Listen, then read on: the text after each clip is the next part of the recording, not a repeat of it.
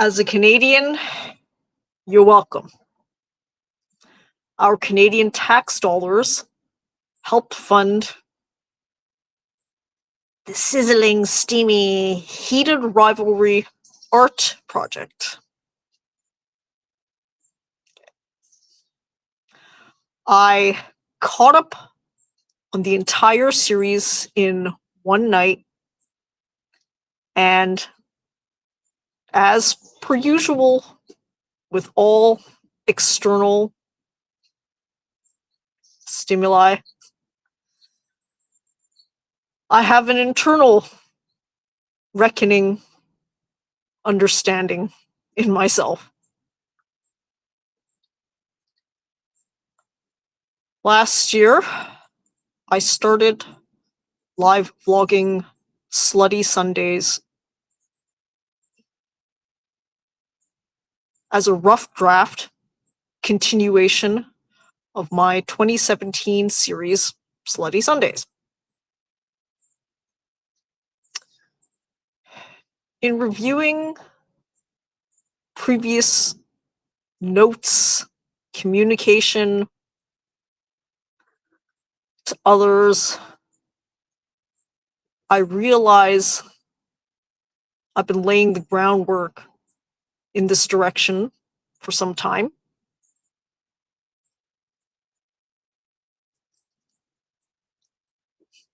Now is the final draft vlog before I hibernate to write. At least that's what I intend. Who knows what adventure will intercede, because adventure always intercedes in ways that are hard to predict, but that's how I like it. Hard. Okay. How will I weave these two together? Heated Rivalry and my own art project, Slutty Sundaes.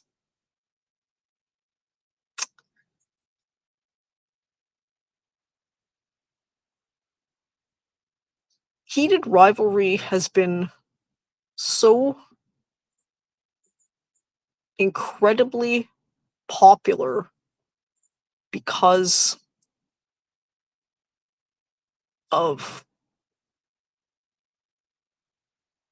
first, steamy sex, but second, and maybe even more importantly, representation.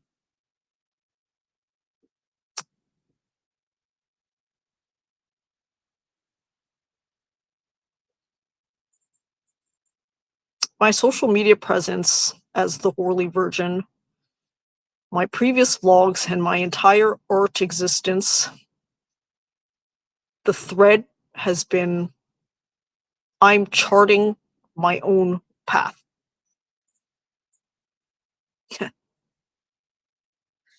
After listening to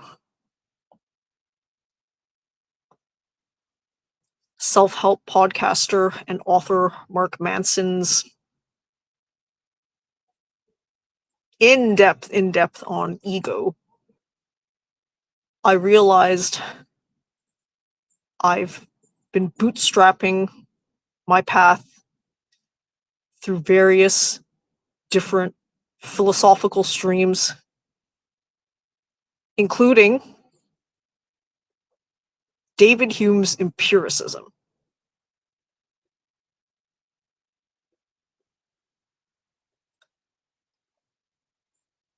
Empiricism is loosely, you run your life like a science experiment with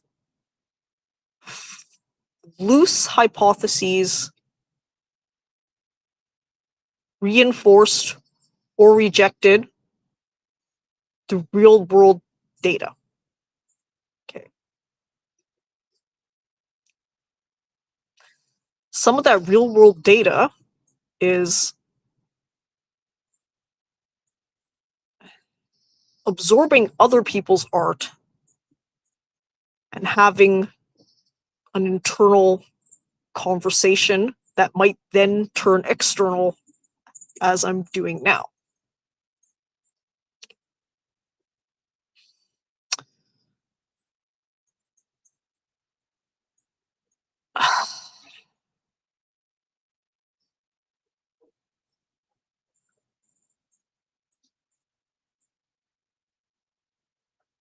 A lead character in Heated Rivalry, Shane Hollander, is half Asian or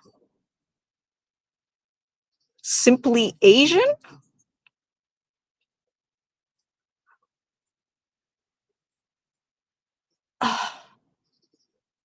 Should I use the technical term? Okay. Does it take me that much longer? Okay. He's half Asian.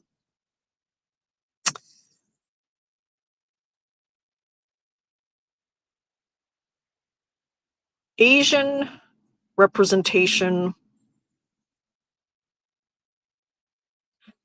has been hotly contested, especially in the pandemic's wake.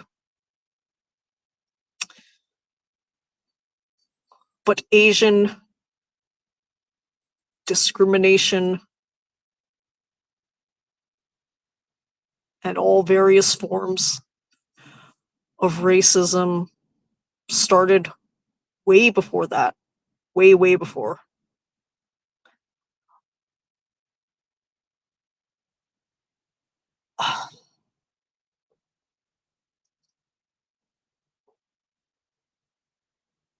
The earliest vestiges I often joke about are the railroad Asians and the internment camp Asians. My parents became first generations of professional white collar Asians. Shane is a athlete Asian who, for some reason, although other people mention other Asian players, just offers Korea vibes. Paul Korea being the most well-known captain for the Mighty Ducks. Is it because of the Japanese heritage? Maybe. But personality vibe seems to be there as well. This is from my general recollection of Paul Korea, but you can even generalize it to Canadianness. Ilya is Russian, and a Spitfire, witty, funny. He's actually very much like me. Maybe this is a picky technical point, and I understand why maybe the author wrote him that way, but I would have preferred a Canadian romance. Or would I have? I'm thinking.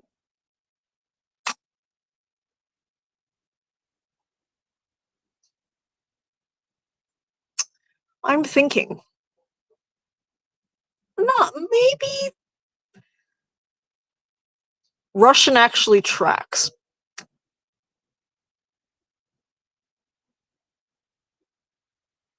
Does it? I'm thinking that Ilya is much more charismatic and funny than any Russian, Eastern European, ex-Soviet bloc person that I've ever met, or even heard of in celebrity Hollywoodland. Something about that, although seems extremely natural to him as a character, just makes me think maybe he could have been another country. But why his nationality is important is because for some inexplicable reason, despite having played in the NHL for many years at the top level, he's having trouble with citizenship. Okay. I'll address this straight up because that's actually my one major criticism of the show. I trusted everything up till the passport. Ilya and Shane, just as a quick summary, start their romance almost upon first eyes. They're definitely eye-fucking each other on first meeting. But over close to a decade, weave in and out of each other's lives, culminating in a love story romance for the ages at Shane's private cottage. Okay. Despite the bumps and bruises, both on ice and off, I think I enjoyed the squee-worthiness of the romance developing at a fast pace, but still believable. Why the passport bothered me is because now you're introducing doubt in my mind. I know this is going to sound conspiratorial, but given my previous experience as a consultant and all of the passport bro talk in the ether, sometimes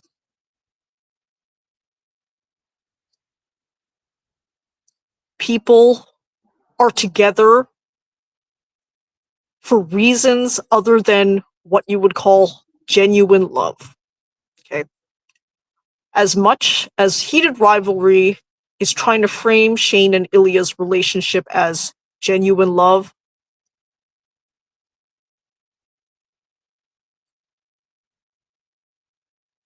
the passport actually is a sore sticking point. Ilya could easily, in the real world, obtain his own passport. Why was his first instinct to marry somebody from Svetlana for American citizenship? This is giving off 90-Day Fiancé vibes. Even if Ilya and Svetlana have known each other since almost their whole lives. Something about the casualness with which he threw that suggestion out makes at least the possible doubt in my mind. Now, Shane on the outside is so far gone and in love, he might have no idea that this is a potential problem. But I, as an asexual, aromantic, antinatalist, child-free, single woman,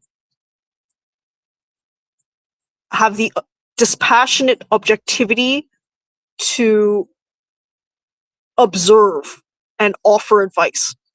In fact, in my real life, I've had to do this, the uncomfortable truths.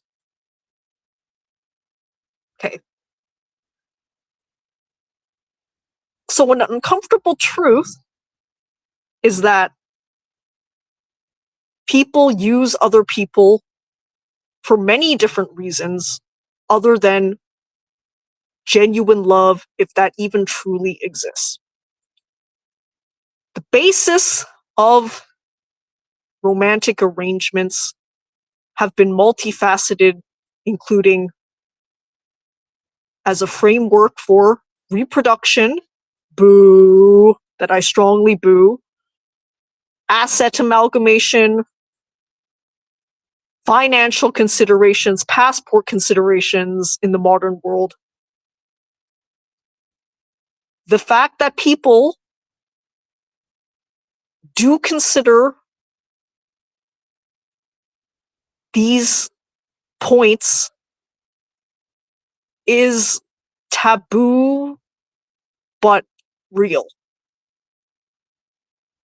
I've had to warn people of this case because as an adventure traveler to 122 countries,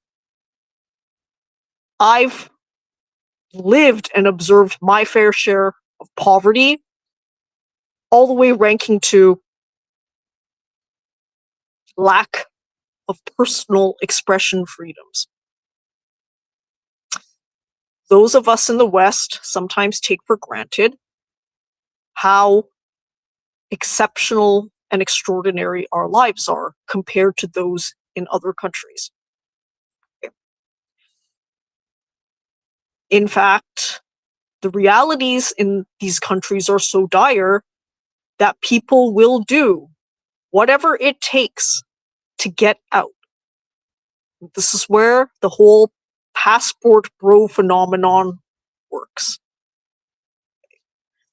You have an entire country full of men and women who would do anything to get out. And one way to get out is to marry out. This introduces an obvious problem. When you're that desperate to get out, how real can love be if love even exists to begin with? I'm contesting that genuine romantic love is even a real thing, but let's say it was. When you're that desperate, shit clouds your mind. I've known people who've fallen into this trap hard and lost everything. 6 figures worth of money. Because somebody in the third world fished them. I really wish, because Ilya is an exceptionally talented athlete, he would have just kept his mouth shut about all of that and found a way to obtain citizenship on his own merit. If anyone is capable in a fictional or even in the real world, he's capable. So I really, really wish that they never would have brought it there, because then for me, especially the experience that I've had observing other people, this introduces the question. Now, the reality is, if you're gonna marry for passports, if you're gonna marry for financial stability, if you're gonna marry to widen your kingdom as a feudal lord, you can do so. Just know that you're doing it. If that's what you're doing, that negates the entire love story angle of Shane and Ilya. In my mind now, what I'm doing is I'm going to actually ignore the passport and assess Shane and Ilya's relationship under the assumption that Ilya can obtain his own passport. If I'll give Ilya an out, I'm just going to assume that Ilya was throwing it out there to test Shane's reaction and love. Was he really that fucking lazy? So lazy that he would just randomly marry a woman when he could have relied on his own talent? No. I'm just going to ignore that entire part and assume that the two of them are together because they're in love, if there's such a thing. Okay. That's my disclaimer first, because as much as we can all love on the love scenes and everything else, I had to address my major criticism of the story, because if I take it at face value, to me, spoils the romance between the two of them. I'm now cloning an alternate universe where there's no passport issue at all, and assessing from that point of view. Okay. I'll weave in some previous vlogs that I've mentioned, okay? Yeah, the sex is fucking hot, and the bodies are even hotter, if possible. That opening shower scene of the four cheeks, you could bounce quarters, loonies, toonies off of those, okay? Those peaches were fucking juicy. And that opens up discussion of male bodies. Are we objectifying the men when we comment on their juicy peaches or their Scott Hunter 12-pack abs that have abs? As a logical asexual, I've had difficulty explaining this to people, but here's my first pass. I can appreciate the aesthetic beauty of the David statue at the Louvre without wanting David's dick in me.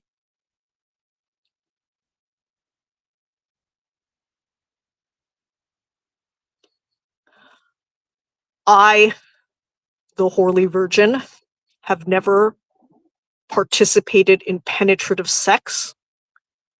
A dick has never gone into my vagina, anus, or mouth.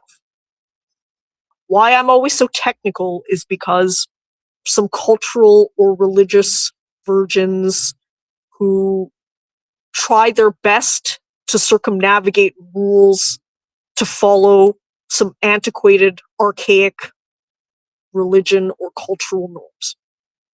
I have no religion. I'm secular. None of that shit matters to me.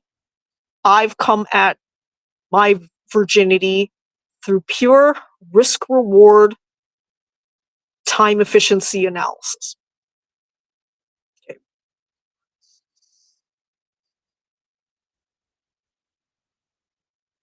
So, the bodies are hot, and this is how I lead into answering a question, an open question that I had in previous vlogs.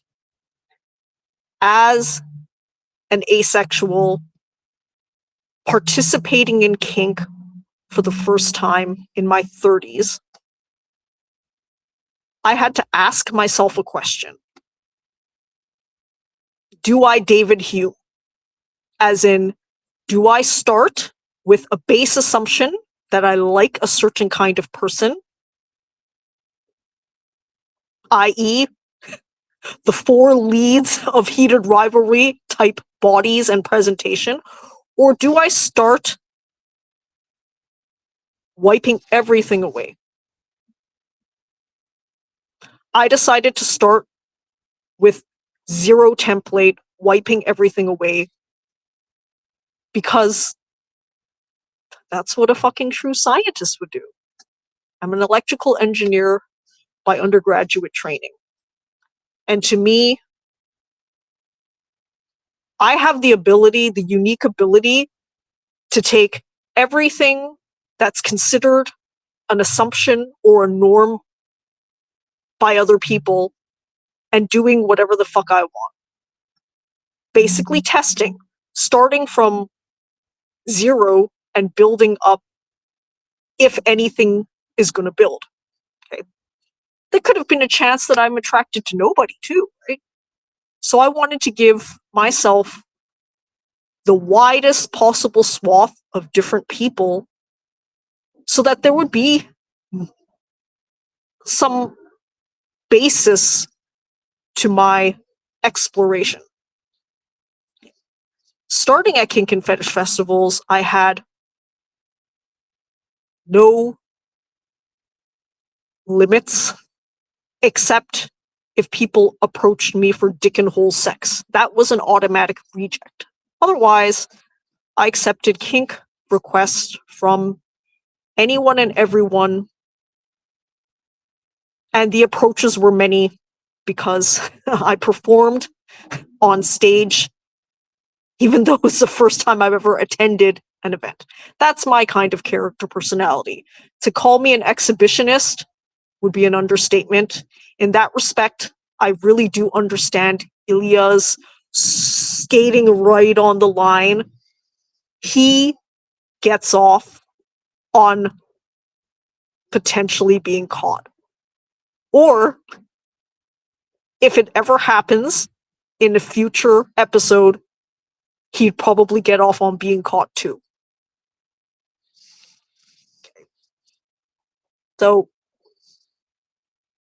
in accepting all requests, I realized that I probably do have two types, and they are actually, in some ways, traditionally diametrically opposed in terms of physical presentation. The first type is Asian women. So, in other words, I'm a narcissist. The second type is heated rivalry cast in all their naked glory. I'm joking about it, but when I realized that I am attracted to tall, ripped, gorgeous, handsome men, that actually caused an amount of existential dread in me that I'm still working through. Why? How so?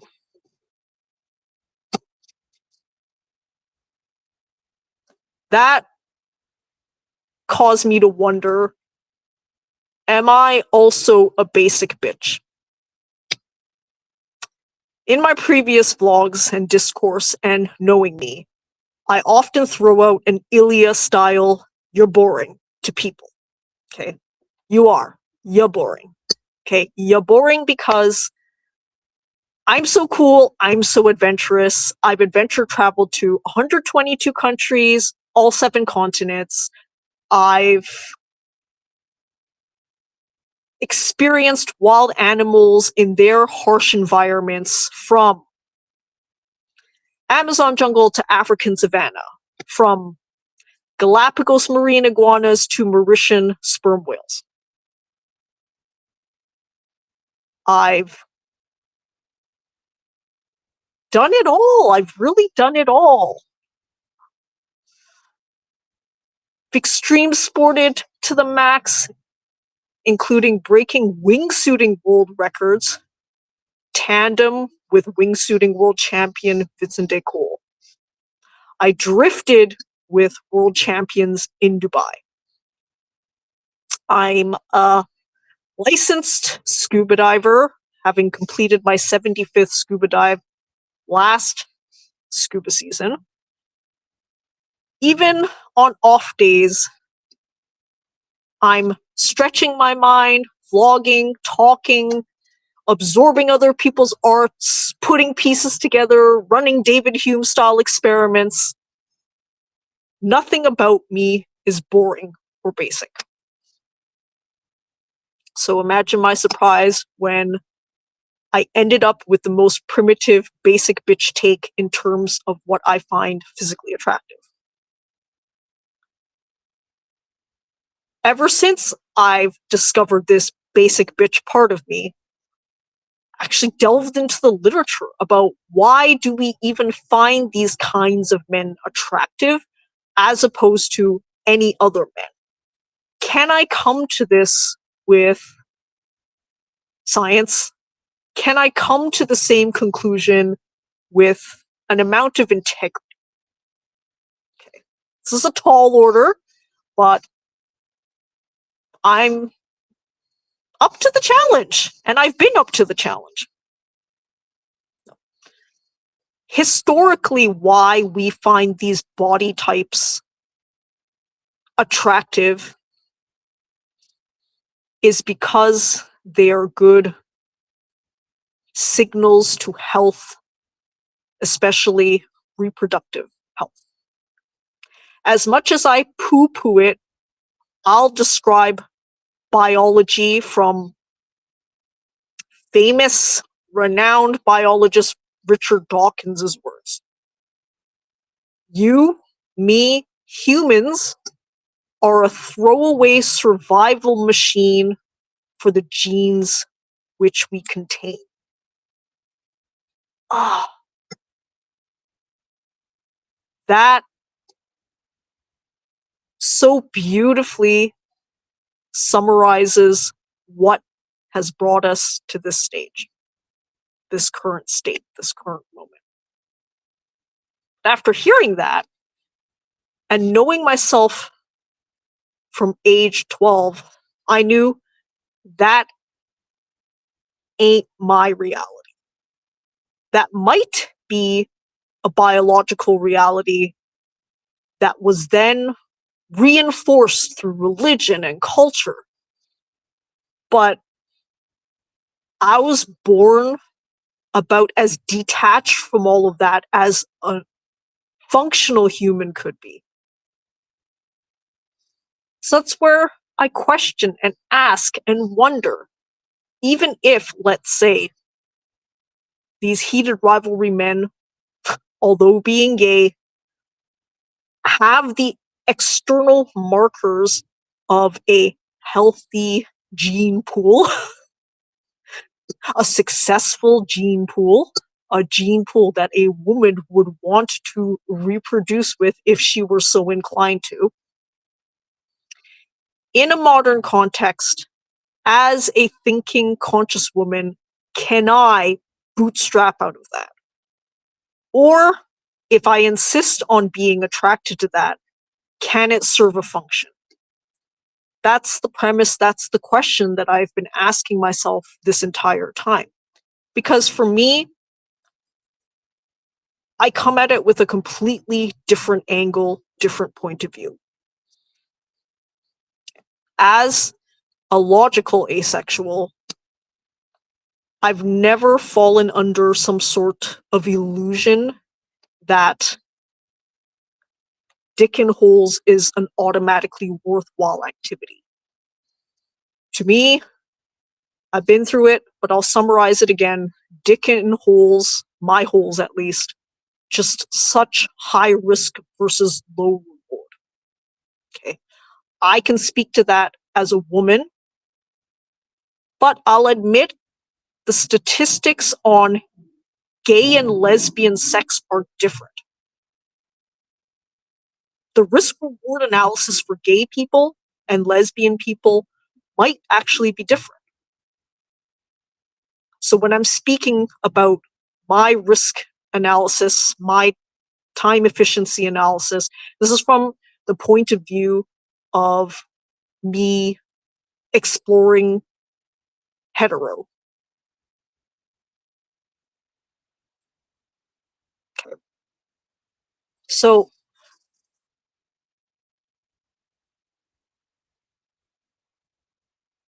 my point would be, since I've never fallen under this, the number of opportunities I've had to do this with men that I actually do find physically attractive has been too many to count.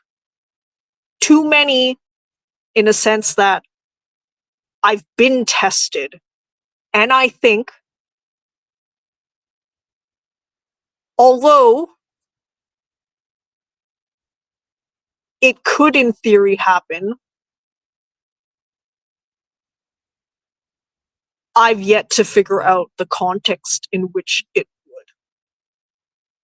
I'm 95% certain that it'll never happen. but there's a 5% chance floating out there. And I'm still actively wondering what that 5% factor environment would be. But then in that case, because I am drawn to kink, and I am drawn to orgasming with people, them causing me causing them, I'm in the unique position to be able to bootstrap. In theory, I could pick anybody. And I tried. And then I had a preference. And my preference fell on heteronormative lines. So how do we understand this? First of all, I admit this could just be me justifying human nature or my own human nature, and that could be fine. There's a joke. The prefrontal cortex is simply just so stories for your primitive brain. Obviously, my primitive brain has chosen, and maybe now I'm just trying to high brain it, justify something that's deep seated within me that I have no control over. But that's fine. This is okay to me. If I'm going to David Hume this shit, this is David Huming this shit. Okay. Why I come to the same heated rival body type, but using science instead, is because I enjoy the athleticism of athletic kink. Okay. And handsome just comes along for the ride. If they're handsome, that's a plus. More importantly, they should be athletic, or at least I have preferred by factors kink that's more athletic than less athletic. That would be my easy answer, if you will. Okay. Aside from the fact that there's something aesthetically pleasing to look at, the David statue, the heated rivalry, gorgeous men statue, if you will. There's also a lot of how you feel when you're with them. Because obviously, as much as we can widen our definition of healthy,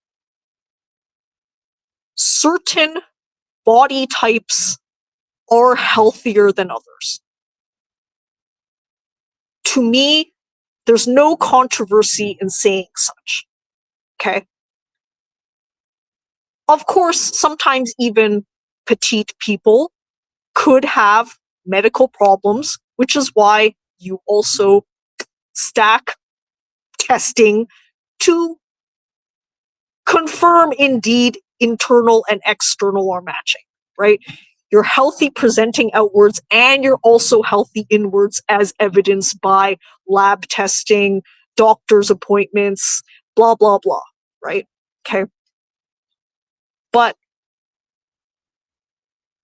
for example, you play pickleball, you play tennis, okay? You could play with an absolute beginner as an advanced player, right? You could do that. Will you have fun doing that is the question, right? So for me, okay, am I delusional? Maybe I am, but I am relatively athletic and flexible woman, okay? So the things that I can do with my body, I've been complimented, are porn level. Could probably reach that, but guess what kind of guy you would be reaching porn level with? Not a land sperm whale, okay? I love swimming with sperm whales in the open ocean, their wild, natural environment in Mauritius. The first time a baby sperm whale echoed at me, I felt G-force in my body, still ringing to this day, to be honest. Author Nestor wrote about his experience with sperm whale divers, and I experienced exactly the same, just shock waves through my body. But on land, I have no interest in interacting with whales in a kink setting, okay? And yes, I'm using that term deliberately. If those whales want to be with other types of people, they're free to do that. But my time is precious. My time is limited, just like everyone else's time. So if I set a standard for myself, some red pillars are going to accuse me of, well then, boo-hoo, if they never meet your standard, you'll cry and be alone.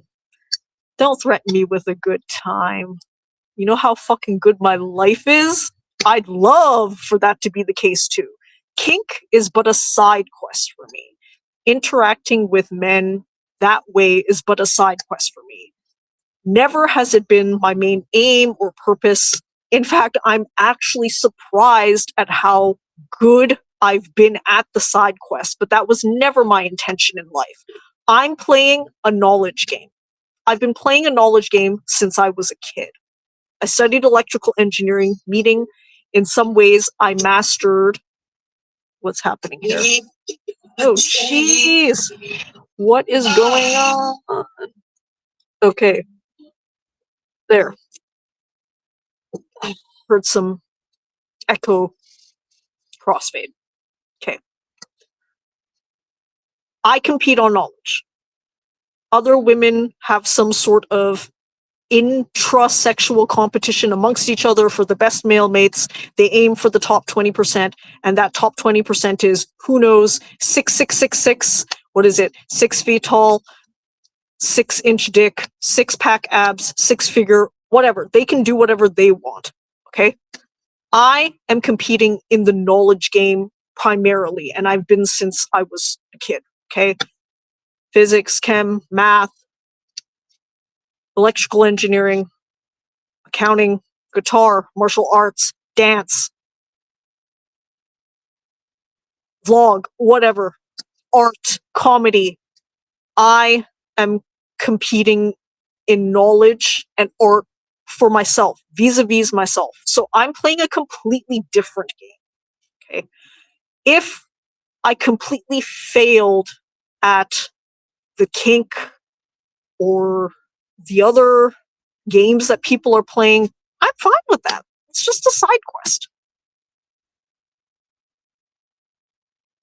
I'm fine with that. That's just a side quest anyways. I'm openly single, no kids, no marriage. I already stated that since I was 12. Nothing has presented me in life the option of even exploring any of that. Oh, you set your standards so the whales, and you want this heated rivalry, gorgeous man. They came to me. Okay? They came to me. I had absolutely no intent on doing anything. They came to me. In fact, that's the number one problem that I had in switching up my interactions with men so abruptly and suddenly. I grew up tomboy, friends with men, aligned with men more than women, or boys more than girls my entire life. But at least purely platonic on my end to them. I know how to be friends with a man, deep friends with a man, intellectually, emotionally, spiritually. What I had no context for was how to be a sexual woman with a man. Never had I even considered what to do. And what prevented that was that I presented like a boy, fairly masculine, sometimes with longer hair, but punk rock, half shaved, okay? The time that threw everything into disarray was when I grew my hair out. This is currently a wig because I grew my hair out a decade ago, had long hair for 5 years, then COVID and post shaved it, and I've kept it close to shaven for 5 years. I've had sets of data, me presenting a different way. The only change was my hair.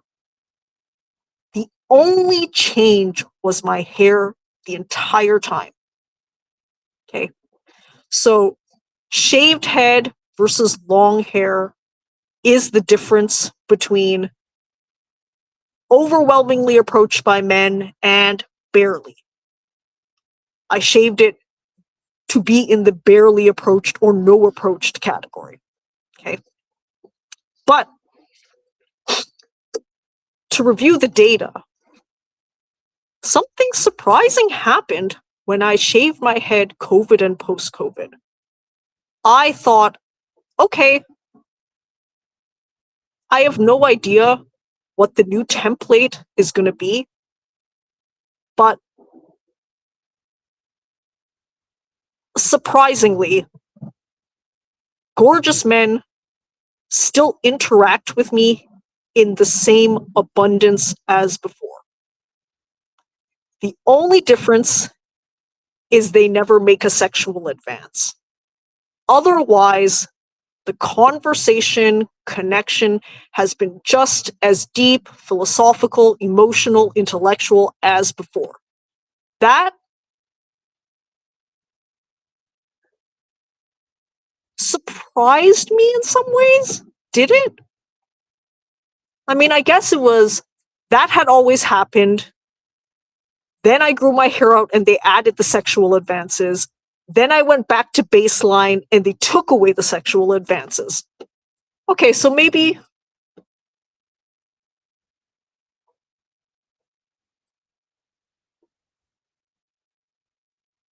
was it surprising? Yes. Okay. Because the difference is the kind of men that I was meeting on either side are different. Maybe this coincides with me adventuring, traveling the world. This goes back to the passport issue with Ilya and Shane. Okay.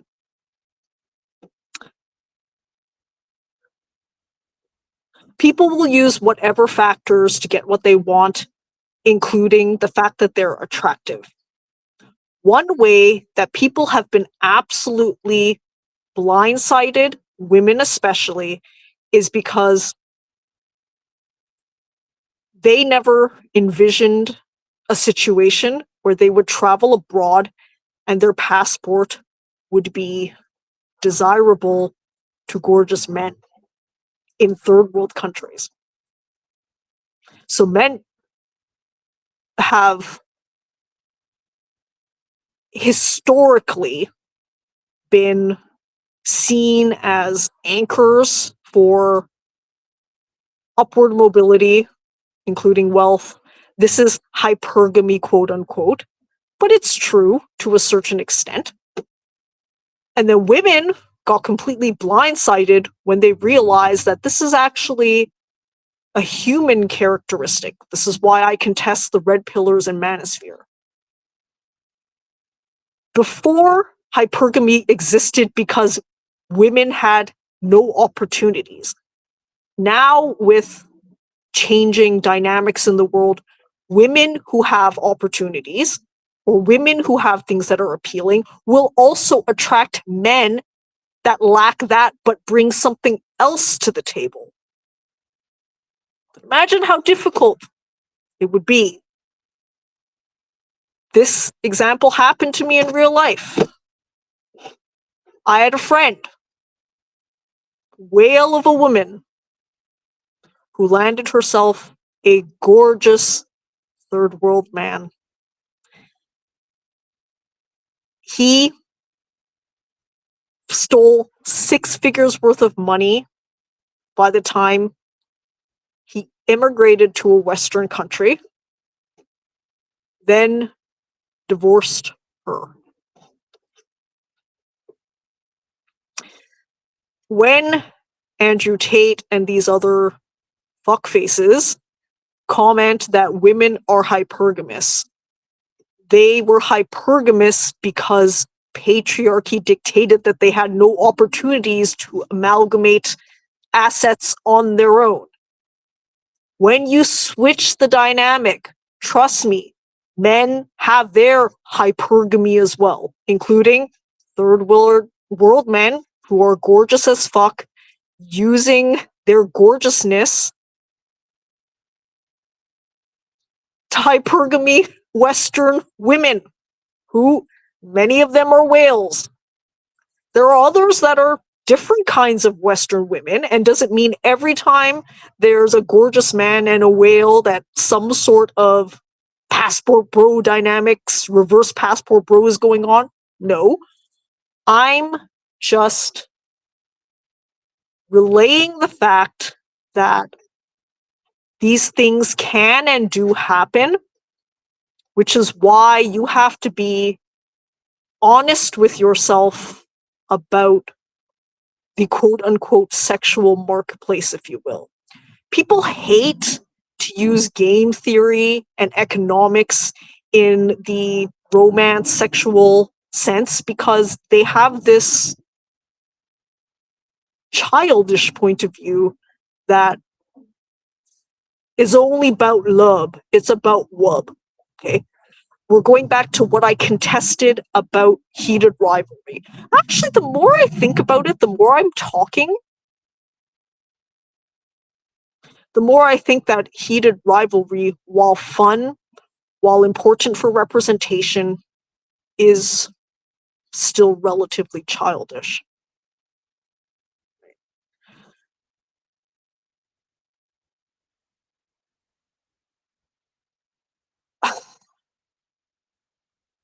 So, I mean, for me, I was going to address my third one-shot colonizing, and I have been, but in ways that are maybe too academic to include in my one-shot. Colonizing refers to a term where in recent history has been white people, but has affected the world in various ways, various time periods. Essentially, what's Trump trying to do? A form of colonizing Greenland. The world has limited resources, and human species are self-interested. Okay. They take what they need to survive. When I was born, and arguably up till now, we've been living under some sort of illusion that there's a meritocracy or some sort of progressive aligned determining system as to how people get what they need. A lot of times, people got what they needed through violence, threats, intimidation, outright war, genocide. Colonizing is maybe a polite term? Is it? Is it a polite term? I referenced Ali Wong a couple of vlogs back because her joke on colonizing is what I am trying to build on. Her joke is that she feels powerful when white men eat her pussy because he's just so vulnerable down there that she could crush his brains. Crush your brains, white man. Colonize the colonizer. She left it at that, but I wanted to take it and blast it out. Okay. Last time I asked, do I feel powerful when white men eat my pussy?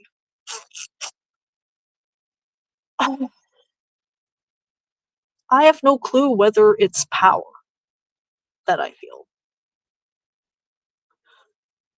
What is it that I feel? Well, first of all, they're better at it than I expected. But also, in my experiences, they self-selected. As I explained, and I'll explain again, dick never goes in my holes, but everything else is open to negotiation, and I've never refused a kink request. So that means We made a lot of males' fantasies happen too. That means some of their fantasies were to go down on me. So then they did it. The ones where that was their fantasy, they were exceptionally, exceptionally good at it. Good, great. But are they on the level of a vibrator? No. And that's a tough expectation to set. Vibrator can go faster, harder, longer than any man ever could with his mouth. So I think the comparison has never been fair.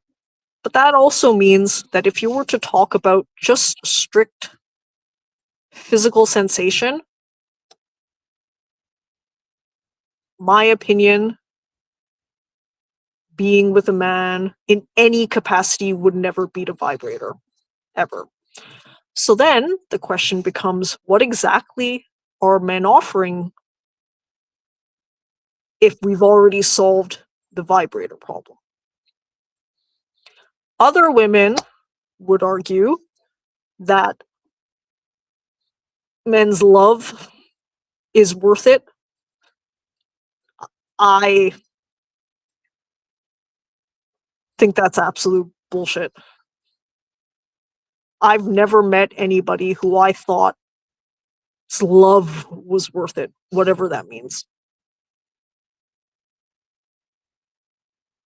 To me, the adventure and creativity that they can present during kink is what's worth it, if anything's worth it at all. That's where that whole conversation about being boring, Ilya, you're boring, or being a basic bitch really comes into play, because I am here to maximize fun and adventure. I'm not here to do basic, boring things. If you want to dick in holes, boring ass bitch sex where you come and you give no fucks about whether the woman enjoys herself or whatever, you can go do that. Please. There are a number of insecure women who would let you use their body as cum dumpsters. Do it. I welcome you to. If you're interacting with me, the experience is going to be fundamentally different. And by the way, I know people are going to accuse me of being toxically masculine by calling women out for being insecure, but I think they should be called out for being insecure. Because at least, if you know this about yourself, if you're a willing cum dumpster that way, then you make a choice. The worst is to BS yourself. The number one problem that women do is they use sex as a backdoor to relationships. I want them to knock themselves in the head. You better be fucking clear about what you're doing in this life. Otherwise, you're going to drive your life into a complete ditch because you don't know what you're doing. Okay? So I'm still a feminist. I want women to not do that.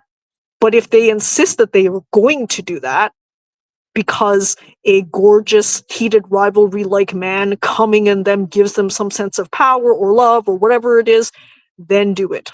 But at least know that you're doing it. Okay? I know. I've had this conversation with other people. I understand. I'm a rare breed of person that is simply competing on knowledge. And by competing, I'm just competing with myself. Of course, I openly admit that there are many people out there smarter than me in individual expert domains. I'm just trying to knowledge better game myself for my own purposes. I'm running a one-woman competition with myself to get as good as I can in all the things that I like before I die. Okay?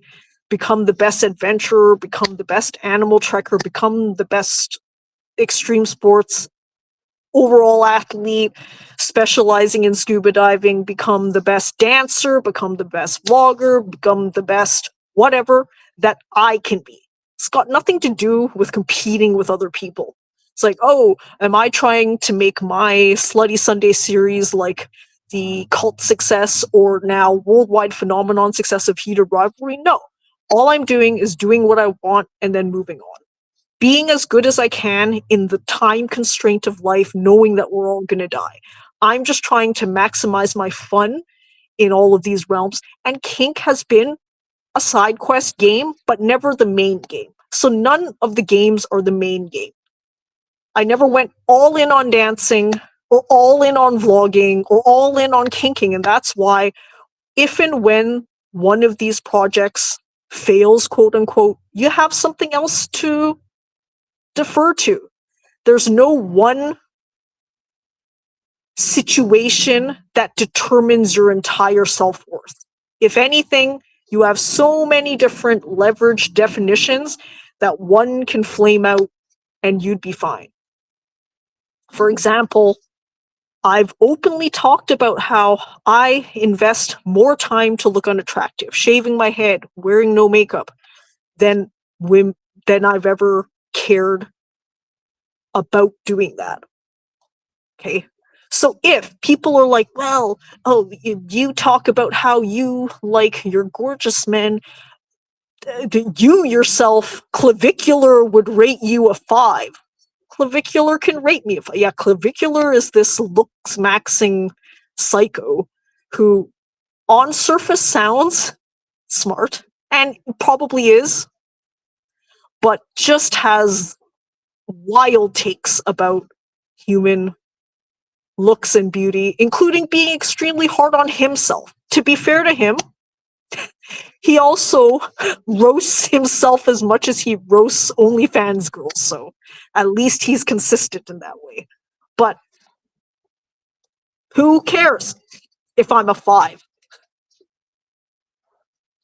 Does it matter?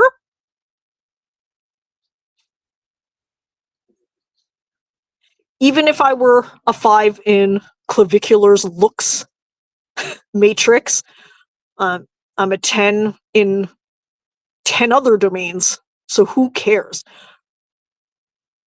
I'll actually address that, how I develop my confidence from inside out, yes. No Freudian slip there, I meant inside out. That I regularly, consistently, always go out with my normal face, no makeup, presenting my authenticity. Okay? These people who are just like, oh, I have to change everything about myself to accept on the outside and the inside. Okay, well, then that's how you have no confidence inside out. Even the Kardashians probably have no confidence inside out because what they are presenting is no longer even them remotely. Okay? So yeah, how are you going to build confidence if the only way that you can step out of your house is an entire different face, different everything? Now, you'll challenge me, well, why am I wearing a wig? My hair would look exactly like this when it grows out. I have videos to confirm that the wig is about as close to my hair as possible. I wear it to drop in to the creativity that I'm trying to recall from several years ago. But I also go full bald, no makeup, and don't give a shit. Okay? I've had no real discernible difference in my interactions with men and women, except for the fact that they never approach me when I have bald or close to short hair, which is what I was trying to do. Okay, so what was I trying to go for?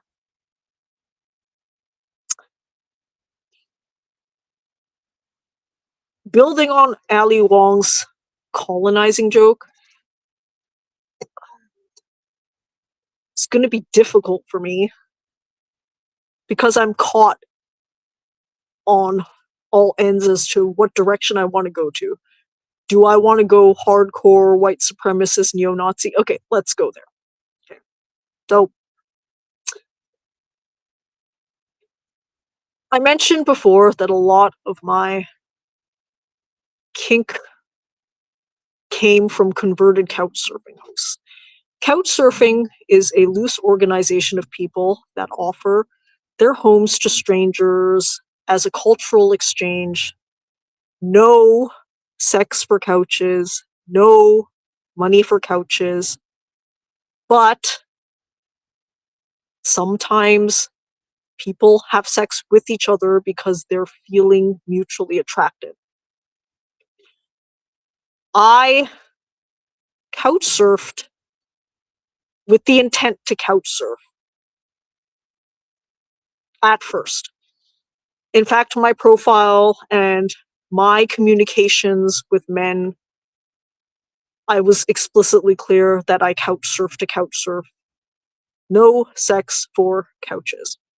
That eliminated a lot of maybe high risk men in that respect. So what was left over probably at least set the template for closer to cultural exchanges. But still, as a petite woman, solo female backpacker, had to be safe. I had to establish security mechanisms, control mechanisms. My family helped with that. My mom and bro assessed couch surfing hosts for their safety as couch surfing hosts. I extrapolated that approval to mean they were safe as kink partners, but that leap was made with much discussion and back and forth between my mom and me. Okay. My argument, I think, still stands. If you're going to stay in a man's home and you're assessing whether he's a danger to you in terms of murder, rape, sexual assault, if you think he's capable of doing it, you would never even stay in his home, let alone kink with him. I think the decision is binary. Either he's safe enough to live in his home all the way up to if you were inclined to have sex or kink with him, or he's not.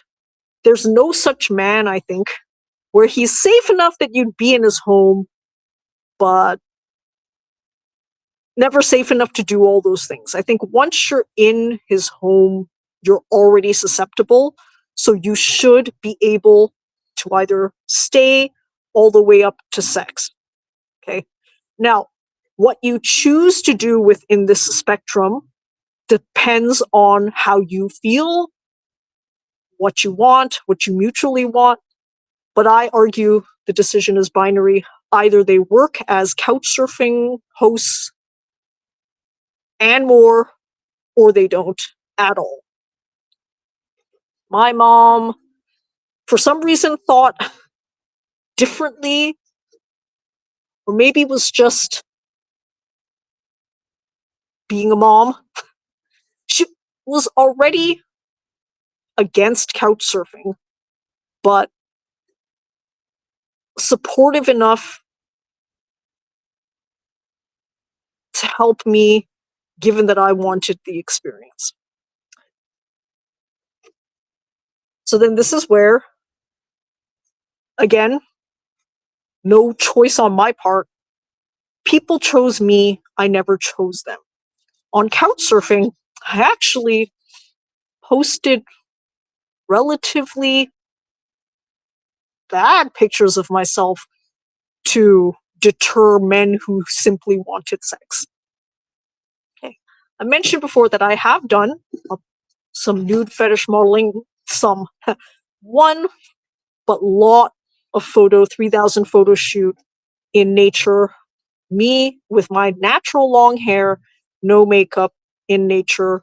That's one of my favorite art projects. And I show these pictures, a lot of which are nudes, to people all the time because I am so proud of how I present myself authentically in photos, in videos, and in person. Okay. But I never posted any model-worthy, OnlyFans style posed photos of myself. If anything, post relatively representative but dorkier or sportier pictures. Imagine my surprise then when the men who chose to host me were heated rivalry guys, style guys, tall, ripped, and handsome. I had no clue that I would run into an entire string of them. That's what caused the problem. Because, yes, if they were land whales,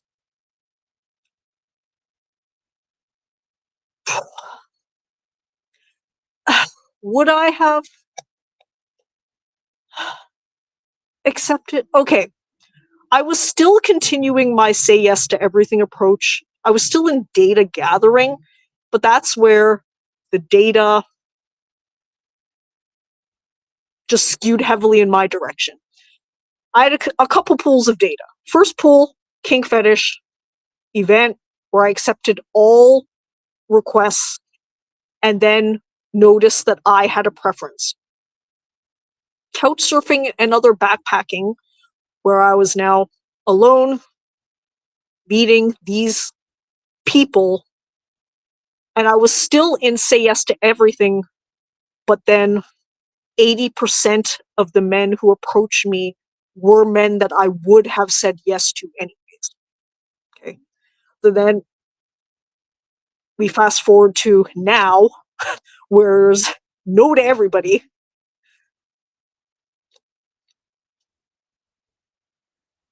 I was insistent on having that because I wanted clean data sets. I know this sounds like the nerdiest nerd out project, but yes, it's a nerdy nerd out project, okay? I am me, scientist, artist, authentically. Some men know that I write about my adventures. Jokingly asked me, "Are you going to write about me?" And I jokingly responded, "That depends how many orgasms we have." That's just me. I live the scientist, artist life. I am that keyed into it. So,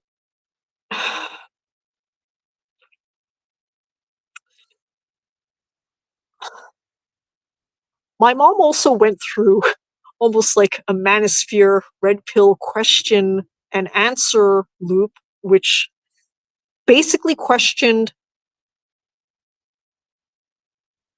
why these men were like this and whether I absolutely had to oblige.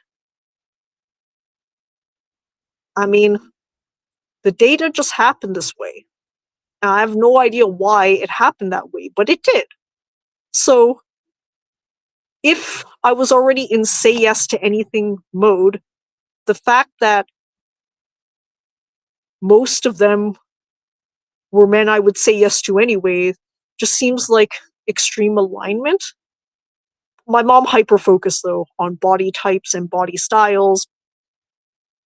We've been watching adventure sports for our whole lives too, right? Travis Pastrana is the GOAT extreme sports athlete. He is also tall, jacked, and handsome, even admitted by my mom. We were watching him do his double backflips at X Games. I made the comment, because this is more of an intuitive science comment, that he's too tall to do the triple backflip. That's just me, nerd brain, sciencing it out and spitting out something. I'm sure if you forced me to, I could calculate why a 6'3" man on this type of bike has a lower chance of doing a triple backflip than this other kind of man.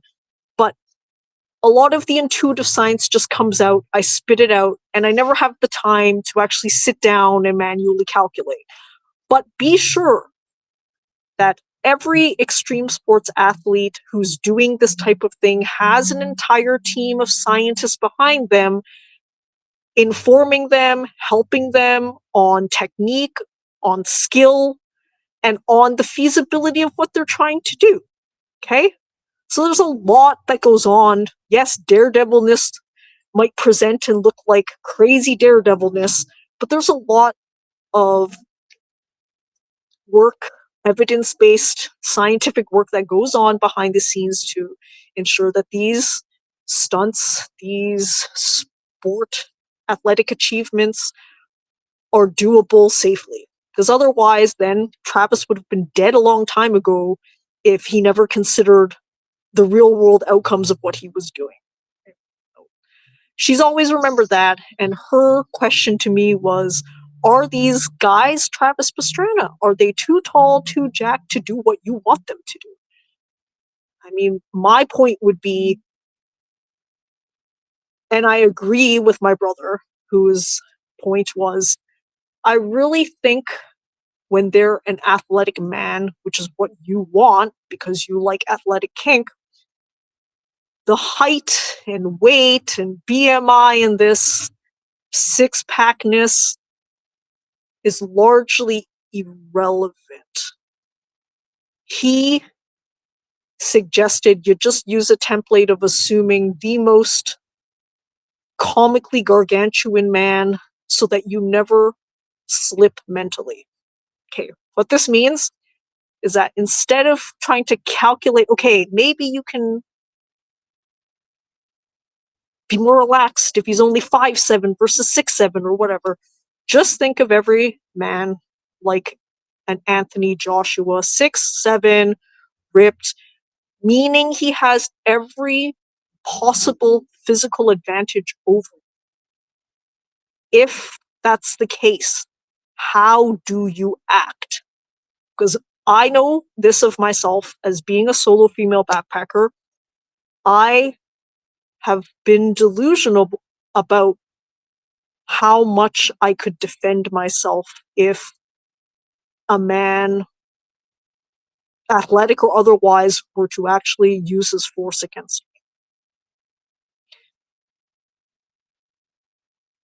I agree that even if I'm an athletic woman, I'm still petite. 99.99, repeating 9% of men, if we were in a pure strength competition or they were trying to exert their strength against me to sexually assault me, would win. They would win. I have to admit that. Otherwise, I'm delusional and I'm assessing wrong. I'm off my game. I'm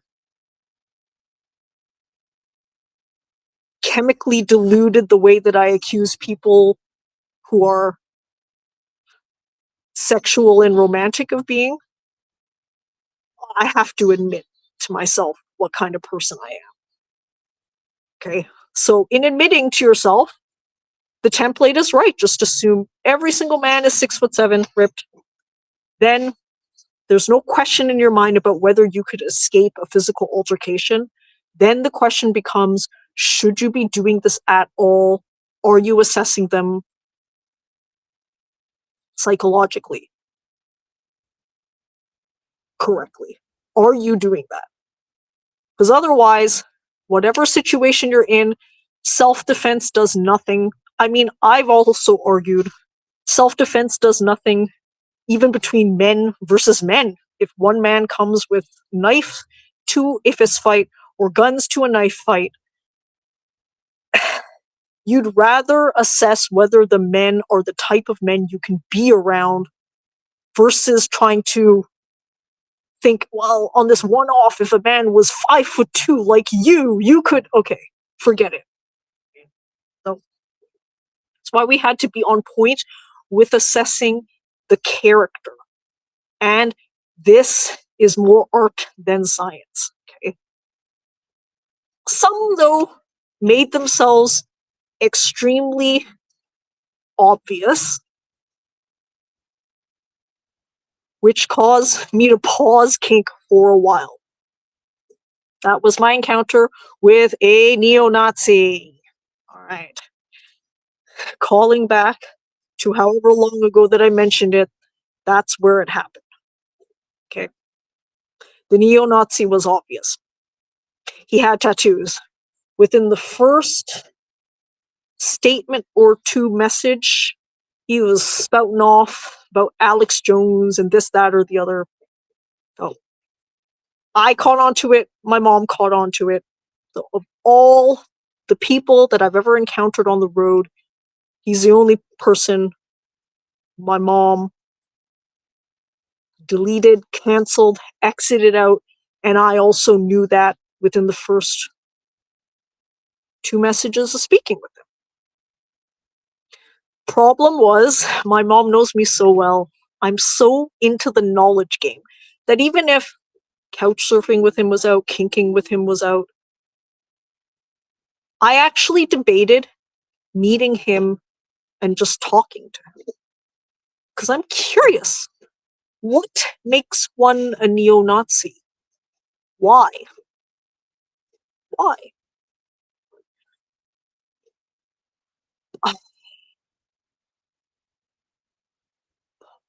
Barbara Walters has interviewed authoritarian despots across the world. That's the level of curiosity I would have. My mom called me out on it. Okay, no kinking, no couch surfing, no conversing after this point, please. Liz, what's your point here? Are you here to safari amongst wild animals in Africa, or are you here to entertain neo-Nazism? I don't know. Maybe sometimes you're here to understand what the fuck is going on. I did make the call against it, but my interest in it would have been just curiosity. Why do journalists interview Saddam Hussein? Why do journalists interview bin Laden? Why is it that they co-sign the actions? No. An interview has never been a co-signing. Okay. So that's the perspective that I would have had. But I did agree with her. The point of my trips, I'm here to adventure. I'm here to break wingsuiting world records. I'm here to spar with animals. I'm here to collect countries. But I mean, I would argue though, maybe you're here to learn about culture. Maybe you're here to learn about human psychology. Maybe you're here to learn about human psychopathy. Problem is that the other one, interviewing Saddam Hussein or whoever, that requires a specific type of preparation and skill set. And you're already talking about me kinking and blowing things way out of the water. I only have so much energy to do things effectively.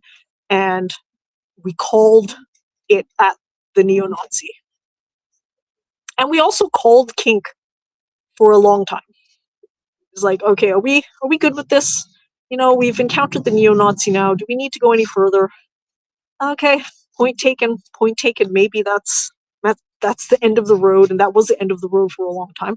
But to offload her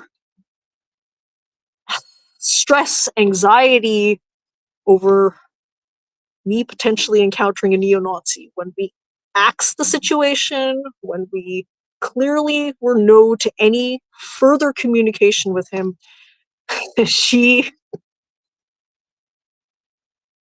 to throw out some punchlines. Here's where my Slutty Sundaes series is going to capture the essence of my mom and my creativity and comedy. Okay. I credited a lot of the boys that I grew up with developing my roasty style of comedy, but after I discussed open feelings, my resentment of my mom for birthing me without my consent, my mom loosened the fuck up, yes. When she heard from her own daughter, I resent you for having me without my consent, she freed herself to be herself too, which included her absolute comedic chops as well. Both my parents and my we're all funny ass people. And once you open with authenticity, you allow everybody to be their true authentic selves. Throw out a series of punchlines, and I've decided that I'll clean up, as in make more punchliney some of our themes together, because that's what this Slutty Sundaes series is going to be from now on. I became orphaned post-COVID, and this means a different direction for Slutty Sundaes. Slutty Sundaes, I had a you character, a creative muse character that was me externalized in another person, but still me, characterized as me. I'm swapping that creative muse character out and subbing in my mom as a character. This introduces a whole level of fun and creativity to the series, including punchlines. Punchlines that work, I'll take credit for, and punchlines that bomb, I'll blame on my dead mom. Some punchlines, once we started decompressing from the neo-Nazi experience. Okay. Edward Norton in American History X was subtler than this guy. I like that one. This one, coming from my mom, is one of my favorites. You, meaning me, are this close to being keynote speaker at the Key rally. That's one of my favorites. Okay. I somehow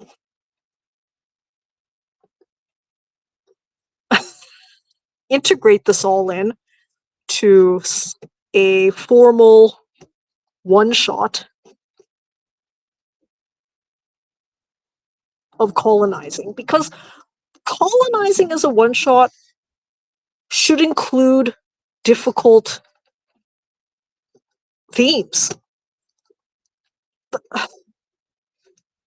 The racism and race play is the thing, I guess. Or is it?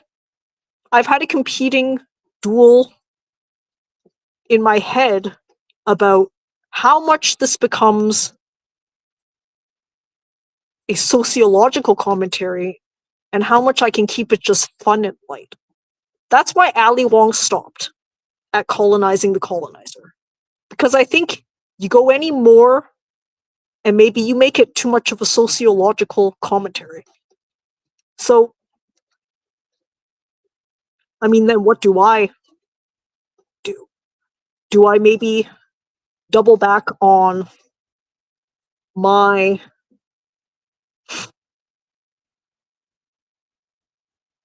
love of heated rivalry-esque bodies? Do we double back on that? The other branch as to why that body type works with my body type is in kinking as extensively as I have, I am submissive. Oh, talk about being a basic bitch. Is that the ultimate? Is that like the trad of kink?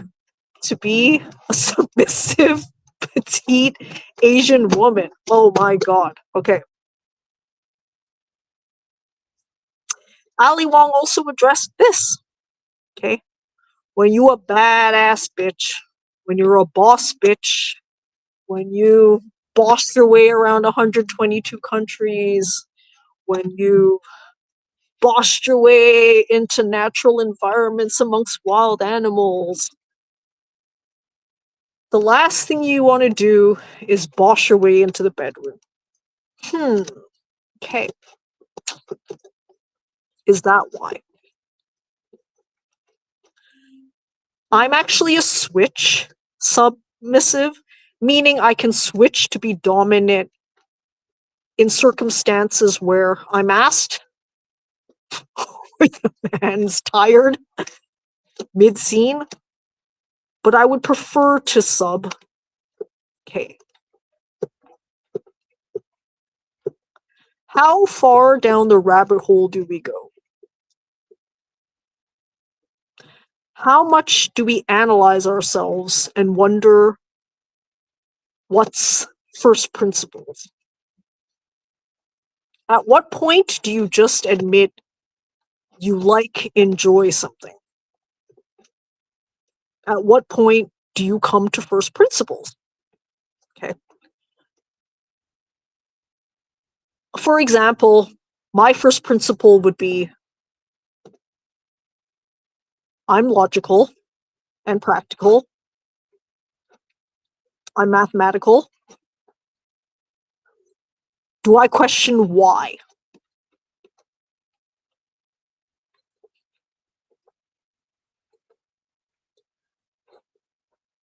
For me, because I'm in the unique position of being 100% in control of my time and energy, I think these are worthwhile questions to ask. Whether I have an answer is another question. This calls into question what's a worthwhile life? Okay. Are asking these questions constituent parts of a worthwhile life?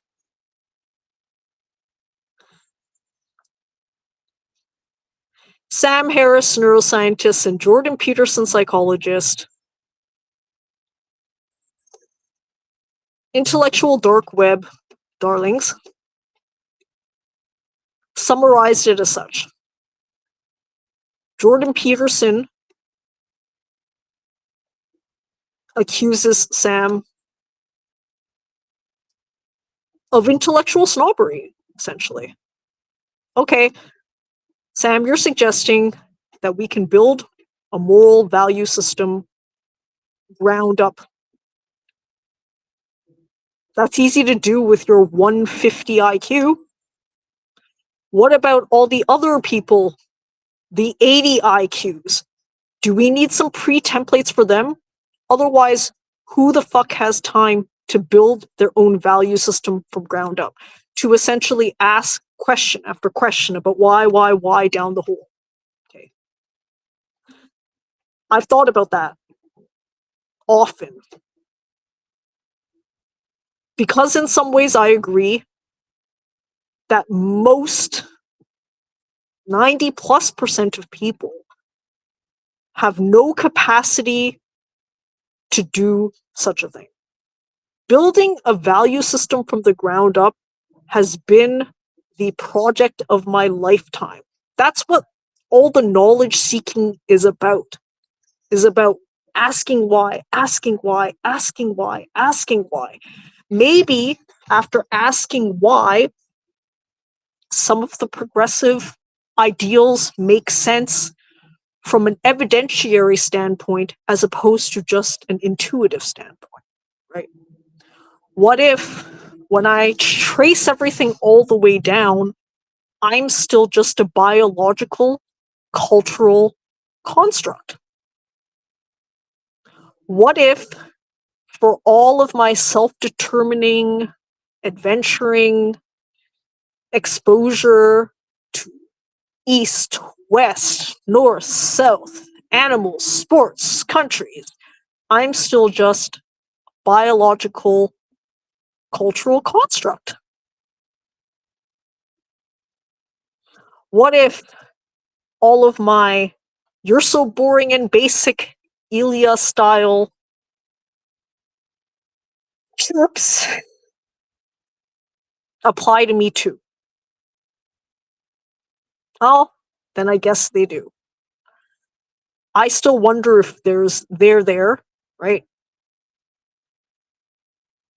To counter Ali Wong, yeah, maybe you're a boss bitch in every other way, but you want to turn your brain off in this way.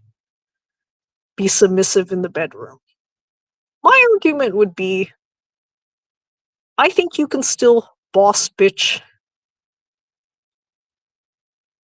in the bedroom too and enjoy both dynamics. But why do I prefer subbing? I'm actually curious about that. And part of why that has caused so much conflict in me is because I do think that then I become exactly what I've been chirping at other people that they are, right? Boring basic bitches. Yeah, I'm a lot less boring basic bitch than other people might be. But fundamentally, am I still just that? Right. Or sometimes have I constructed many of these labels, asexual, aromantic, to distinguish myself in a world where now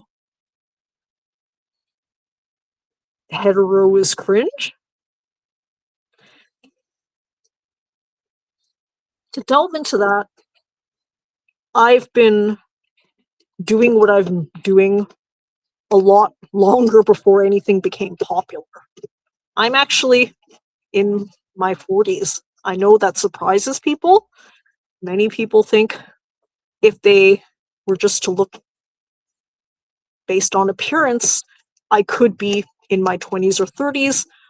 I've been mistaken for as young as teens. I think that's overly exaggerated, hyperbolic. But I've been doing all of this before it was popular, before anything was cringe. So I think there's a level of integrity there. But I'm also comfortable with, at the end of the day, some of my tendencies are basic bitch because I am still a human.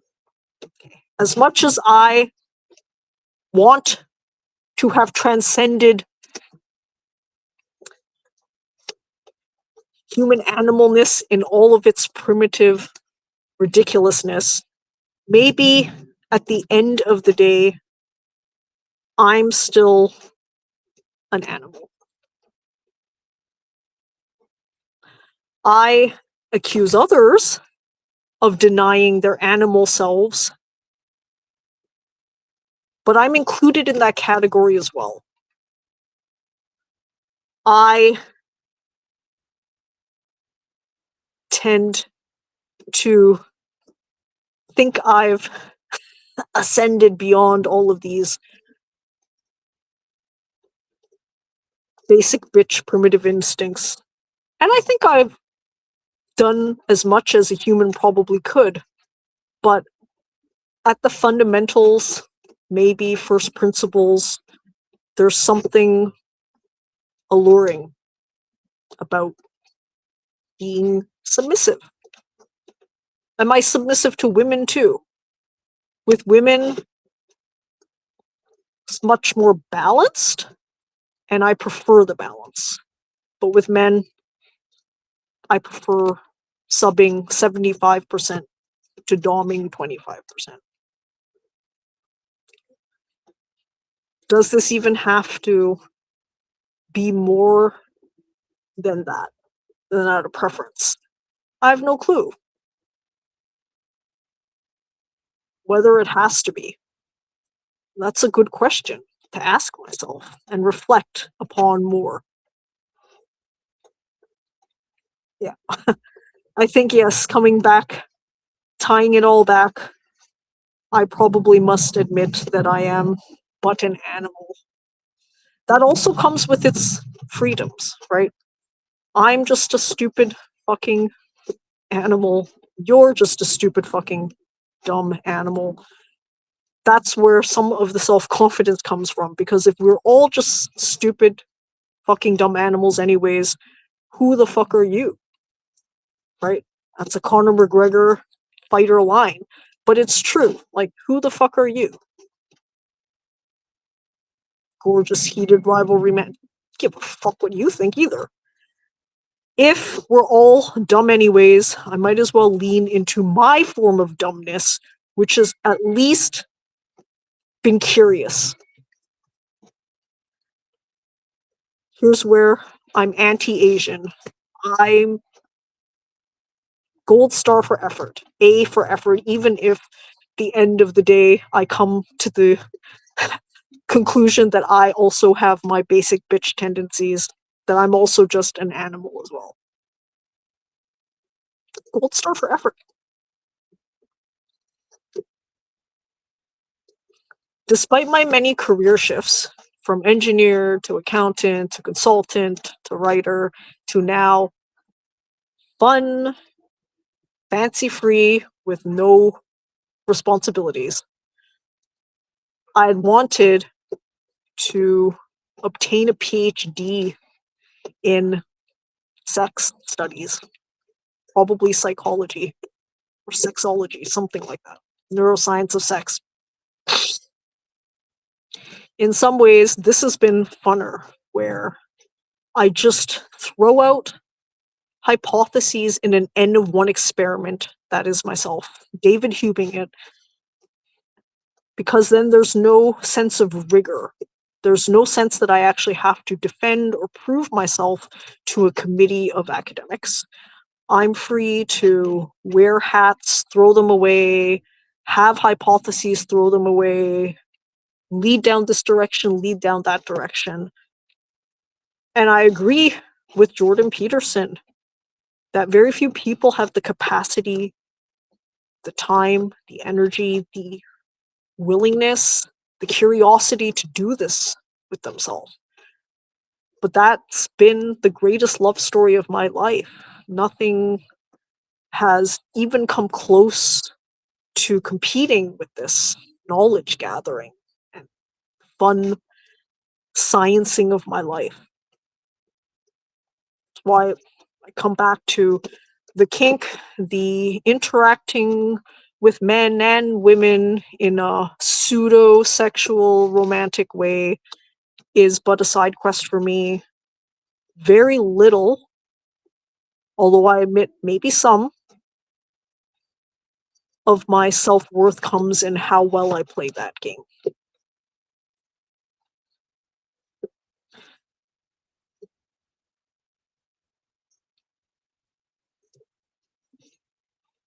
Most, almost close to all of it, comes in my absolute, resolute effort in knowing myself, being myself authentically, and humbly admitting that I might just be an animal after all.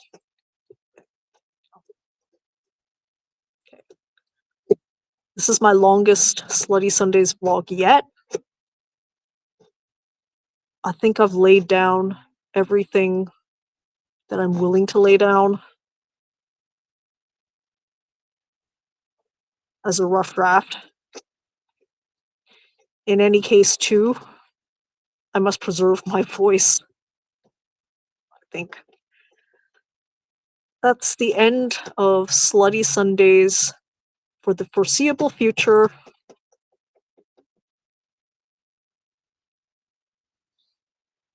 See you on the backpacker road.